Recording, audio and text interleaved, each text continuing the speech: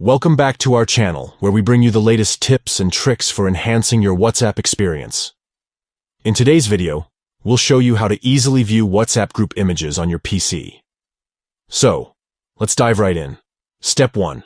Open WhatsApp on your PC. Make sure you're logged in and ready to explore. Step 2. Once you're in, navigate to the group that you want to view the image for. It could be a family group, a work group, or any other group you're a part of. Step 3. Now, click on the group name at the top of the chat window. This will open up the group's details. Step 4. Look for the group photo and click on it. This will bring up a new window with options related to the group's media. Step 5. Among the list of options, choose View Image. This will open the group image in full size, allowing you to see all the details and appreciate the shared memories. And just like that, you've successfully viewed the WhatsApp group image on your PC. It's a great way to relive special moments and stay connected with your loved ones or colleagues. That wraps up today's tutorial on how to view WhatsApp group images on your PC.